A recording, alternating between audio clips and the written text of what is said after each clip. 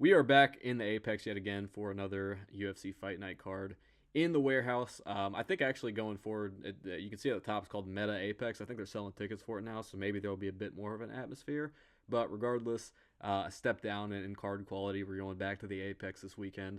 But in all fairness, it's not a terrible Apex card. You know, there's some solid prospects on this card. Some guys who have put together a nice little run in the UFC. There's some veterans of the sport who should put on a good scrap. So it's not the worst thing, but we are back to the Apex. So there are some junk fights on here, but we're going to make our predictions for all of them. We'll get to it. We'll start with the prelim opener of Claudia Segula versus Priscilla Cachoeira. I'm going to go with Claudia Segula. I think she's only fought once or twice in the UFC, not very experienced in the promotion, but my logic really for this one is Priscilla Cachoeira is really, really bad. If you watch her last fight against Jocelyn Edwards, that was one of the worst performances of 2025. I mean, she went out there and got finished in a round. She looked clueless on the feet. It looked like she hadn't trained a day in her life, and Jocelyn Edwards pretty easily dismantled her. Just kind of kept hitting her with the same combination over and over. Eventually dropped Priscilla Cachoeira and finished her with ground and pound. Claudia Segula, I think she'll get this one done. She's got a 4-inch reach advantage. She should be able to land shots from farther out, kind of stay out of range of Priscilla Cachoeira. And I think Cachoeira's game gets to be a bit predictable, as we saw in her last fight. So I'm going to go with Claudia Segula getting this one done. We'll say a 29-28 decision, as they usually go. We'll move on to the second fight on the card, Muin Gafurov versus Jakub Wiklaks, our creator. I'm going to go with Muin Gafurov, I think. Wiklaks, he's not terrible. His win against Patchy Mix, it was a very close fight. And it was impressive. He looked good in the grappling, but Muin Gafurov tends to have quite a bit of success against grapplers. I think his control, his ability to control guys, his ability to counter grapple is quite good. But he's actually somewhat dangerous on the feet. He's not like some monster on the feet who's chinning everybody in his way. But I think he's a lot better than Wiklaks on the feet. Wiklaks, he has lost 2 fights by KO. He has not won a fight in his career by KO, even though he has 22 pro fights. Yeah, I think Gafurov is going to get this one done. I do think maybe there will be some moments in this fight where he's in some danger, with some submissions maybe from Jakub Wiklaks. But overall, I think Gafurov is going to kind of control his way to a victory here. I don't think it's going to be a very fun fight. But yeah, I think Gafurov is going to get this one done. And he came in, I think he came in like 5 pounds overweight. And he only had to forfeit 25% of his purse. So, I don't think that's much of a price to pay for a lot of these guys. You miss weight by 5 pounds. You don't have to cut those last 5 pounds, which tends to be the most brutal stretch, and only have to forfeit 25% of your paycheck. Doesn't sound too bad, especially if he goes out there and gets a finish bonus or something. So, yeah, I got Muin Gafurov. I think that weight miss is just icing on the cake. He's going to have a bit of an advantage with the durability because of that. We'll move on to Wang Kong versus Eduardo Mora. I'm going to go with Wang Kong winning this fight. She's quite good. She had her one loss where, she was getting a little bit overzealous on the feet, got a little confident. It was against that big, buff Brazilian chick. I forget her name. Damn, I can't remember. But it was some jacked little Brazilian lady. Looked a lot more buff and manly than Eduardo Mora here, I'll say that. Yeah, she just got a little bit overconfident on the feet. She got dropped, and she ended up getting subbed by a rear naked choke. And that was a bad look, but I think it's something she can learn from because she was winning that fight up until that point. I think she's going to maybe go into this with a little less cockiness. I think she's won a couple fights since then, so she's clearly bounced back. And she's just got really good striking. She's fast on the feet. She uses her range really well. She's got really good kicks. She has that one devastating knockout that kind of put her on the map in her debut. So I think Eduardo Mora, she's not terrible. She's solid for a fighter outside the rankings. She's 12-1. I know that record looks pretty good, but her last fight against Lauren Murphy, which was Lauren Murphy's retirement fight, that was such an abysmal fight, and she lost round 3 of that fight. If you're going to a 29-28 with Lauren Murphy in 2025, that's not a good look. I mean, I was in the crowd for that fight. That was the UFC Nashville card, and my goodness, she almost got subbed, I think, by guillotine in that fight. And I think if you're going to war with Lauren Murphy, who looked so slow on the feet, I think Wang Kong is going to be able to piece you up. She's going to be able to get in, get out, land her shots, and I think she's going to win. I'll say a 30-27 decision. I think she dominates this one. We'll move on. Javid Basharat versus Gianni Vasquez. I'll be real. I don't know anything about Gianni Vasquez. This is a guy who's stepping in on short notice. I forget who's slated to fight Basharat originally. Can't quite remember off the top of my head, but this is a short notice matchup they threw together on like 2-3 days notice. This is Vasquez's debut, obviously. and Basharat, he's good. He got knocked out bad by Ricky Simone. That was a devastating knockout, flatline KO. And maybe, I don't know, maybe this guy's a little dangerous on the feet, but I don't know much about him. I can't really say I've watched him ever, I'll be honest. Sue me. But yeah, Basharat's good. I think he's the worst of the two Basharat bros, but he's pretty wiry. He does a good job managing distance. He's got good kicks. He can fight out of both stances. He can mix it up, go to the grappling if he needs to. I think he's a little bit too well rounded. I think this might be too much too soon for Gianni Vasquez in his debut. So I'll go Basharat. I'll go him getting this one done by another decision. I think it's going to be a decision fest for the majority of this card early on. We'll move on to Bruno Brazil versus Ketlin Souza. Ketlin Souza, I think she's going to get this one done. I mean, just kind of look at her. Yeah, she's stocky. She's a bit. Come on. I mean, what are we talking about here? I'm picking Ketlin Souza. I think she's gonna get this one done. Bruno Brazil, she's fought some decent opponents before, but every time she runs into someone with a bit of talent, she tends to lose. She just keeps getting turned away every time she starts to climb up the rankings. So Ketlin Souza, she's solid. She's put together a decent little run in the UFC. She's 15-6. I think she's gonna get this one done. I think she's just gonna out physicality Bruno Brazil. Probably gonna use a lot of grappling in this fight, hold Brazil down. And I'll say 29-28 decision. I know Bruno Brazil kind of has the range advantage in this fight. She has a bit more reach than her by 2.5 inches. She has 3 inches of height on her.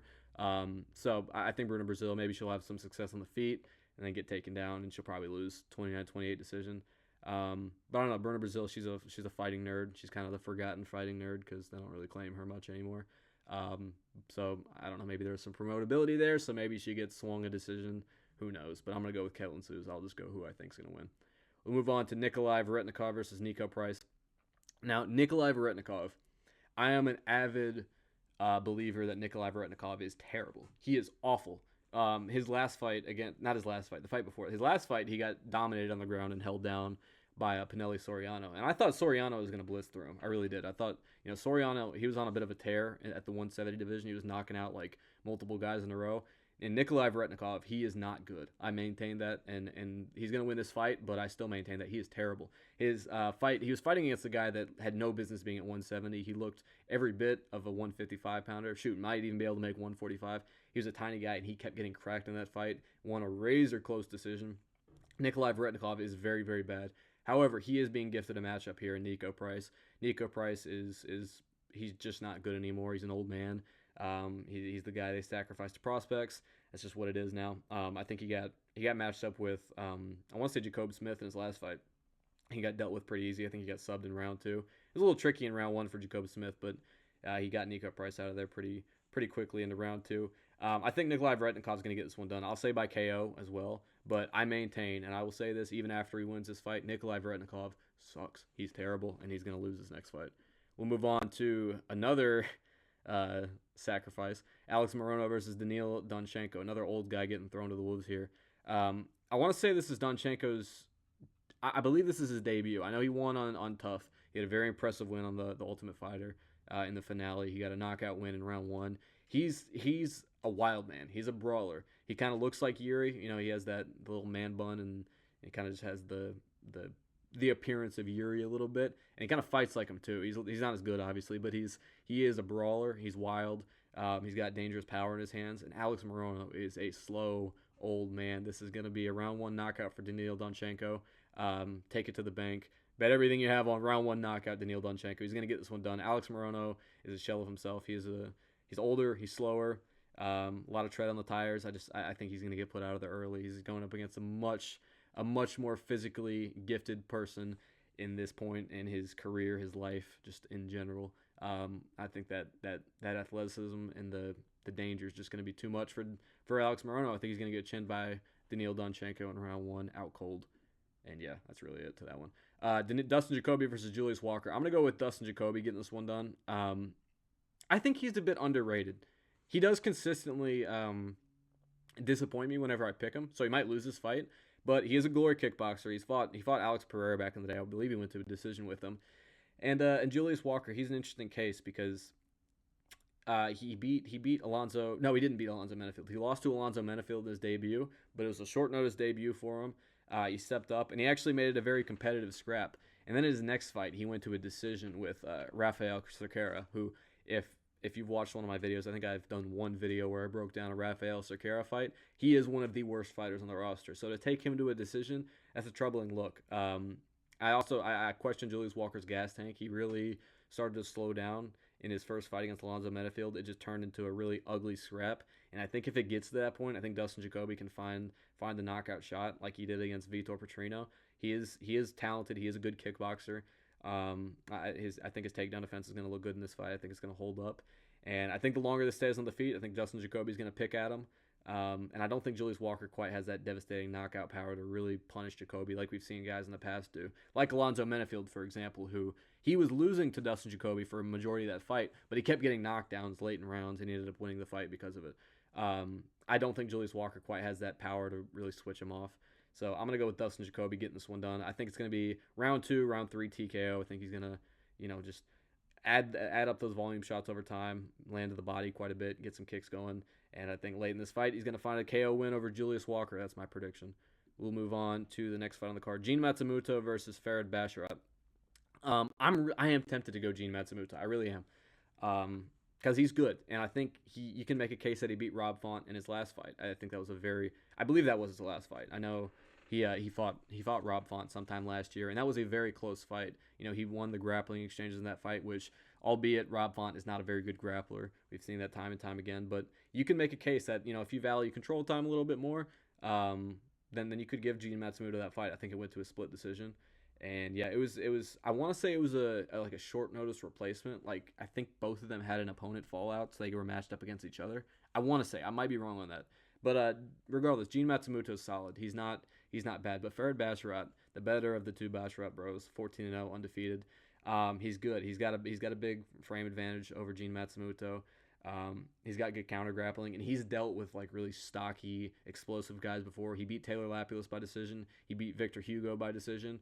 I'm not sure if either of those guys are good as Gene Matsumoto, but he's made a habit of beating these type of guys with this sort of archetype in his career, these stockier, explosive guys who can mix in the wrestling.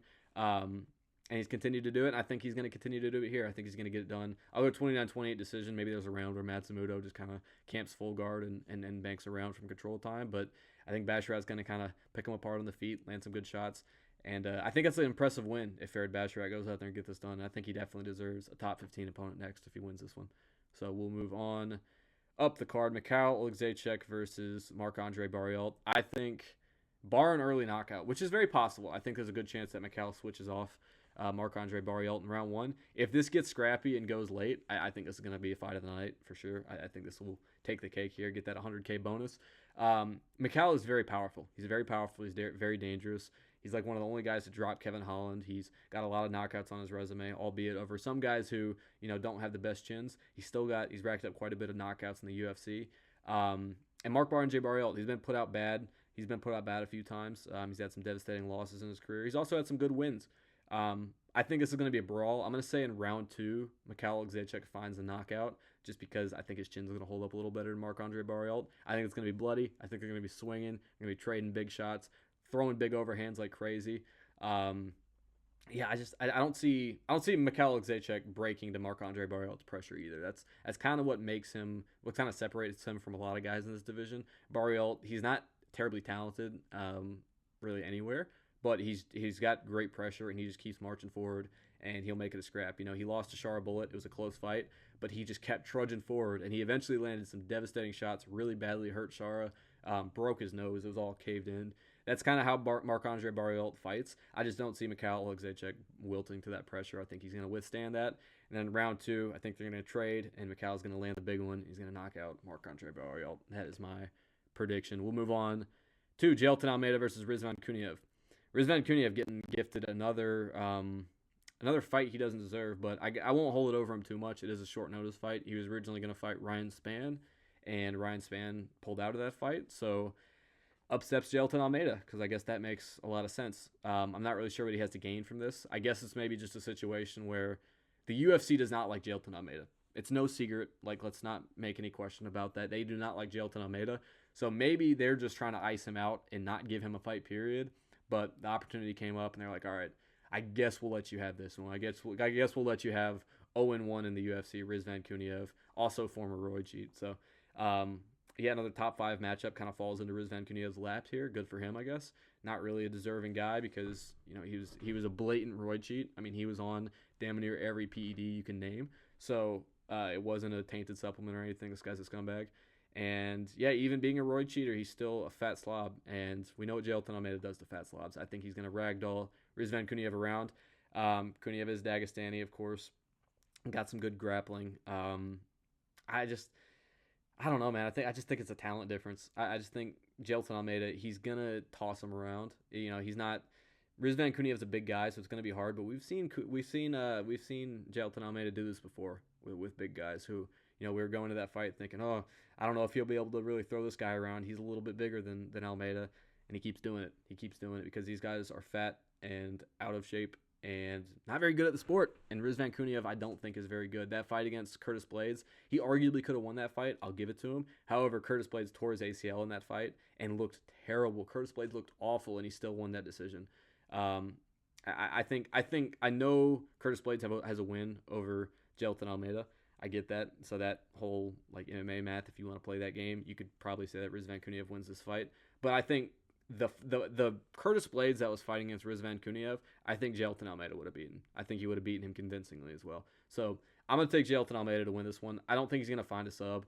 Rizvan Kuniev, he's been in some high-level promotions for a while. He fought at the PFL. I think he won the belt over there, and then he got it stripped because of all the PED stuff. So, I think his grappling defense is going to be solid. I think he's going to avoid getting submitted. But I think it's just going to be a control time fest for Jailton Almeida. I think he's going to win this one. 30-27 decision is what I'll say. We'll move on. Amir Albazi versus Kyoji Horiguchi. I'm going to go with Kyoji Horiguchi. It's kind of impossible not to because Albazi's not all that good, to be frank. He just isn't. And Kyoji Horiguchi looked so good in his last fight. That fight, it was a bit of an unknown because he had spent a lot of time in Ryzen. I think he spent a little bit of time in ONE FC, Kyoji did. And you weren't sure, does he still have it? He was in the UFC for a while, but it's been so long. The talent pool's a little bit deeper. We're not sure if he's going to come over and have that same success. And he completely dominated Tagir Ulanbekov. Got a sub on him, subbed him out cold in round 3 after dropping him with a head kick. I mean, he was just, in rounds 2 and 3 of that fight, round 1 is a little competitive, but 2 and 3, he was just, it was an ass beating. It was an ass beating to the likes of Figgy versus Benavidez. We're talking round 1 of that fight. Figgy versus Benavidez too. That's the level of ass beating we're talking about. That was going down in round 3 of Kyoji Horiguchi versus Tagir Ulanbekov. And I don't think Amir Albazi's all that good. I really don't. He's lost to... He beat Kai Kara France. I say that, but he didn't. He lost to Kai Kara France. I scored that fight, I believe, to 4-1 to Kai Kara France, and they managed to rob him. It was ridiculous. That was one of the worst robberies I've ever witnessed. And then he lost to Brandon Moreno. Amir Albazi's not very good. He's not very good anywhere. He's got decent grappling, but he's not really... I don't think he's going to be able to implement that against Kyoji Horiguchi. Horiguchi's been at the highest level of this sport for a very long time. You can see his record, how much experience he has, 41 fights. Albazi, I don't think he's really has Horiguchi outmatched anywhere. I don't see a path to victory for him. I think Horiguchi's going to beat him up, and I think he's going to get a finish similarly to what he did in his debut, or in his re-debut against Tagir Ulanbekov. I think he's going to get a round 3, either a TKO or he knocks him down and subs him on the ground. I think Kyoji Horiguchi's really good, and hopefully he gets a title eliminator after this because, man, he is really, really good. Unk still got it, no question about it. So we'll move on to the main event. I'm a big Vinicius Oliveira fan. He's one of my favorite fighters. He's probably in my top 10 to 15 fighters. He's super entertaining. I always liken him to a bantamweight Yuri. The question is he going to beat Mario Bautista? Because this is a jump up in competition from who he was previously fighting. He beat Said Nurmagomedov. He broke Said. What else? What did he do? Who did he beat? He beat Kyler Phillips. Just kind of pieced him up for 3 rounds. Walked him down without any fear. Mario Bautista got really good cardio, though. I don't see him breaking. I don't think either of these guys are going to break. I think it's going to be a 5-round war. I really do. And I think it's going to be a close decision either way. I think Mario Bautista is a more technically gifted mixed martial artist. I think he's very well-rounded. He dropped Umar Nurmagomedov with a head kick. He's got good hands. He was pinging Patchy mix his head around all night. So he can fight anywhere this fight goes. I want to pick Vinicius Oliveira because his pressure is just crazy. It's just he's just going forward the whole time, hands down, throwing big shots from angles you can't really read. Sometimes he does load up though. Sometimes he loads up like Figgy does, or like Prime Figgy did, where he would kind of like stalk guys down with his right hand cocked back, ready to go, and just fire it in there. He does that a lot. He's super fun to watch. This is going to be a joy to watch, assuming Mario Bautista doesn't stink this one up and hold him against the cage. I just think Vinicius Oliveira, he's too explosive, and he's got good counter grappling as well. So I don't think he's going to get held against the cage. He's not going to allow that to happen. I don't even think he'll allow the fight to get there. I think he's going to be on the front foot for most of this fight. It's a tricky one. I think it's going to be a 48-47 decision. I think it's going to be close. I'm going to go Vinicius Oliveira. I think he's going to win moments. I think he's going to hurt Bautista here and there. And I think the optics of him being on the front foot, putting on the pressure consistently round after round, I think that's going to be a good visual for him with the judges. The only problem I could see is he does cut a lot of weight, and this is a 5-round fight, which we've only seen him fight 3-round fights. So maybe he gasses out late. But I don't think we've seen Mario Bautista fight in a 5-rounder either. So I guess that'll be kind of unknown, uncharted territories for him. Maybe he gasses out late as well. And it's possible that Mario Bautista gasses late because Vinicius Oliveira his pressure is so crazy, and it's gonna, for most guys in this division, it's gonna break them. I think Vinicius Oliveira is very good and he's a threat. But I think Bautista is well rounded. I think he's very good. I think he'll be able to have some success of his own. But I think maybe some people call it a robbery. Maybe something Vinicius wins. But I think it's gonna be a close decision where Oliveira wins more moments, and I think he wins a 48-47 decision. That's what I'll settle on. Not gonna think about it anymore. I'm just gonna throw my prediction out into the world, and we'll see if it hits. We'll find out tomorrow. So, yeah, that's all I got for you guys. Hopefully this card's a banger, and hey, I'll be back for the recap after it's done. See ya.